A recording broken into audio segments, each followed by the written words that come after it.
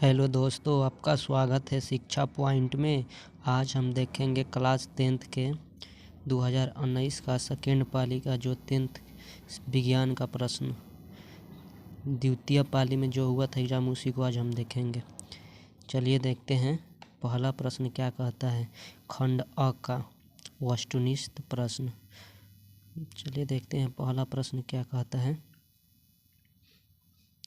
पहला प्रश्न कहता है इनमें से कौन पादप हार्मोन है। तो इनमें से जो पादप हार्मोन है साइटोकाइनिन है। तो इसका सही आंसर होगा ऑप्शन नंबर डी। चलिए अगला प्रश्न, सुररंगम किस राज्य की जल संग्रहण व्यवस्था है। तो सुररंगम किस राज्य की जल व्यवस्था है। तो यह है जो केरल की राज्य संग्रहण व्यवस्था है। अगला प्रश्न 3 नंबर, दांतों को साफ करने के लिए दंत मंजन प्रायः होता है।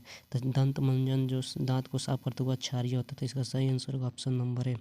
अगला प्रश्न 4 नंबर, किस लेंस द्वारा उत्पन्न आवर्धन का इकाई मात्रक क्या होता है। तो यह जो होता है मात्रक विहीन होता है। इसका सही आंसर होगा ऑप्शन नंबर डी। चलिए 5 नंबर प्रश्न, क्लोरीन के परमाणु की वास्तव कक्षा में इलेक्ट्रॉनों की संख्या कितनी होती है। तो वह होती है 7 होती है। तो इसका सही आंसर होगा ऑप्शन नंबर सी। चलिए देखते हैं अगला प्रश्न 6 नंबर प्रश्न क्या कहता है। 6 नंबर प्रश्न कहता है 6 नंबर प्रश्न, कौन सा हाइड्रोकार्बन सबसे सरल यौगिक है। यानी कौन सा हाइड्रोकार्बन सबसे सरल यौगिक है। तो इसका सही आंसर होगा methane CH4 option number A. 7 number प्रश्न, निम्न में से कौन सा संबंध सत्य है। यानी निम्न में से कौन सा संबंध जो है सत्य है। तो इसका सही आंसर होगा option number C, V = IR होता है। अगला प्रश्न 8 नंबर, किसी कोश में इलेक्ट्रॉनों की अधिकतम संख्या होती है। किसी कोश में इलेक्ट्रॉनों की अधिकतम संख्या होती है। तो इसका सही आंसर होगा 2n के पावर 2 होता है। 2n के पावर 2 होता है। अगला प्रश्न 9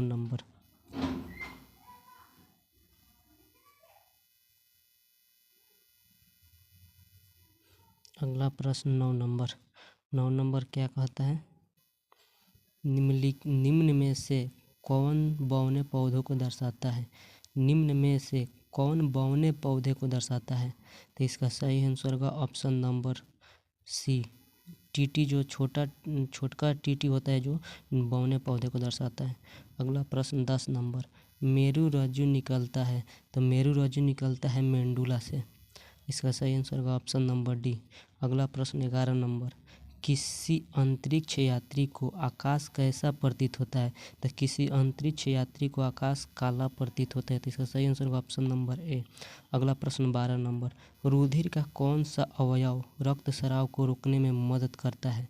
तो यानी रुधिर का कौन सा अवयव रक्तस्राव को रोकने में मदद करता है।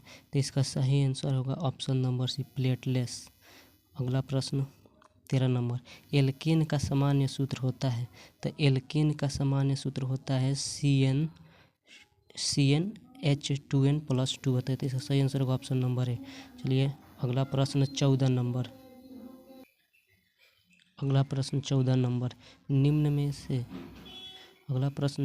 निम्न में से कौन सा पर्यावरण अनुकूल नहीं है।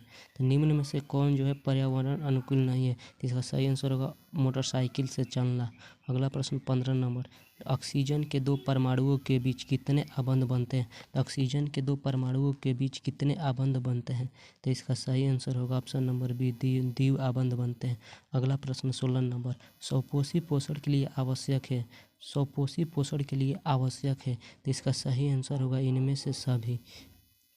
पर्णहरित भी आवश्यक है, सूर्य का प्रकाश भी आवश्यक है, कार्बन डाइऑक्साइड भी आवश्यक है। तो इसका सही आंसर होगा ऑप्शन नंबर डी। अगला प्रश्न 17 नंबर क्या कहता है। नेत्र में प्रवेश करने वाली प्रकाश किरणों का अधिकांश अपवर्तन कहाँ होता है। नेत्र में प्रवेश करने वाली प्रकाश की किरणों का अधिकांश अपवर्तन कहाँ होता है। तो यह होता है कार्निया के बाहरी पृष्ठ पर। इसका सही आंसर होगा ऑप्शन नंबर ए। अगला प्रश्न 18 नंबर, ओजोन परत किस हानिकारक विकिरण से पृथ्वी को सुरक्षा प्रदान करती है? तो इसका सही आंसर होगा option number B, option number C, पायरा बैंगनी। अगला प्रश्न 19 नंबर, निम्न में से कौन सा स्वच्छ ऊर्जा का उदाहरण है?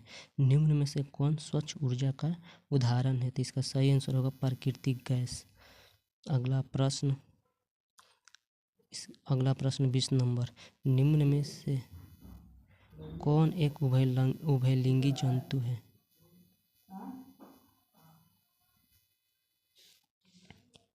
अगला प्रश्न 20 नंबर, निम्न में से कौन एक उभयलिंगी जंतु है? तो निम्न में से कौन एक उभयलिंगी जंतु है? तो इसका सही आंसर होगा ऑप्शन नंबर 1, केंचुआ।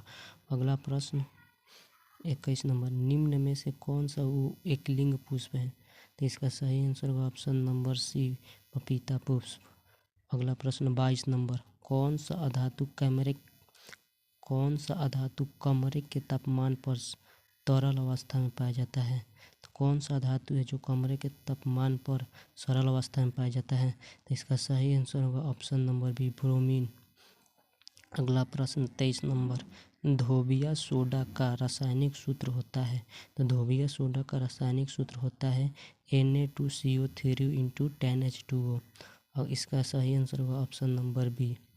अगला प्रश्न 24 नंबर, निम्न में से कौन सा जीवाणु जनित रोग नहीं है? तो निम्न में से कौन जीवाणु जनित रोग नहीं है? तो इसका सही आंसर होगा ऑप्शन नंबर सी, मस्सा। अगला प्रश्न 25 नंबर,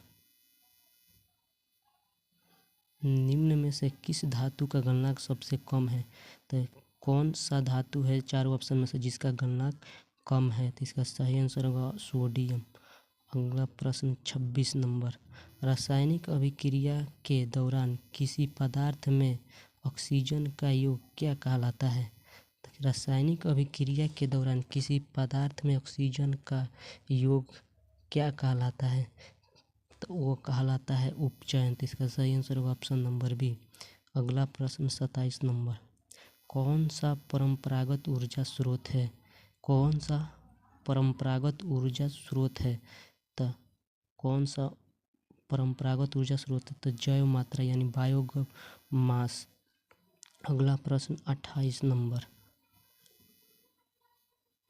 संगमरमर का रासायनिक सूत्र होता है? तो संगमरमर का रासायनिक सूत्र होता है CaCO3। इसका सही आंसर होगा ऑप्शन नंबर सी। अगला प्रश्न 29 नंबर, अति भारण के समय विद्युत परिपथ में विद्युत धारा का मान, अति भारण के समय विद्युत परिपथ में विद्युत धारा का मान बहुत अधिक बढ़ जाता है। तो इसका सही आंसर होगा ऑप्शन नंबर सी।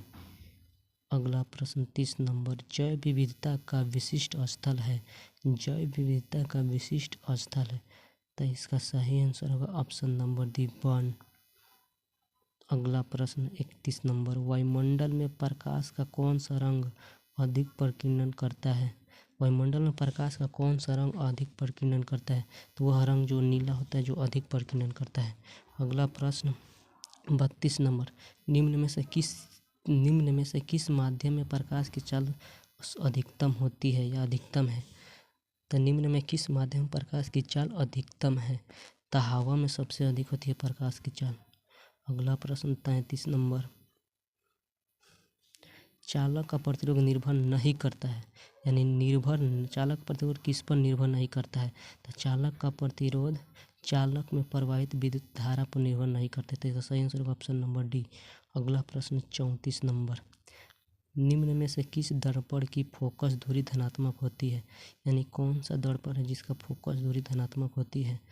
तो इसका सही आंसर होगा ऑप्शन नंबर बी, उत्तल दर्पण की फोकस दूरी धनात्मक होती है। अगला प्रश्न 35 नंबर, पादपों में पाए जाने वाला वृद्धि हार्मोन निम्न में से कौन सा है? तो पादपों में पाए जाने वाला वृद्धि हार्मोन निम्न में से कौन सा है? तो यह हार्मोन कौन सा है? जिबेरेलिन। इसका सही आंसर होगा ऑप्शन नंबर ए। अगला प्रश्न 36 नंबर, निम्न में से कौन सा उपधातु है? निम्न में से कौन सा उपधातु है? तो कौन सा उपधातु है? तो इसका सही आंसर होगा ऑप्शन नंबर सी, गैलियम। अगला प्रश्न, सामान्य अनुशीतलन रक्तदाब होता है? सामान्य अनुशीतलन रक्तदाब होता है। सामान्य अनुशीतलन रक्तदाब कितना होता है? तो इसका सही आंसर क्या होगा? सामान्य अनुशीतलन रक्तदाब कितना होता है? सही आंसर होगा 80 mm। अगला प्रश्न 38 नंबर प्रश्न क्या कहता है? विभक्त वलय का उपयोग किस उपकरण में किया जाता है? विभक्त वलय का उपयोग किस उपकरण में किया जाता है? तो इसका सही आंसर होगा ऑप्शन नंबर ए, विद्युत मोटर में किया जाता है। अगला प्रश्न, विद्युत आवेश का इकाई मात्रक होता है। विद्युत आवेश का इकाई मात्रक क्या है? तो विद्युत आवेश का इकाई मात्रक कूलम होता है। अगला प्रश्न 40 नंबर यानी लास्ट प्रश्न, हमारा शरीर किस pH परास के बीच कार्य करता है? तो हमारा शरीर 7.0 से 7.8 pH परास के बीच कार्य करता है।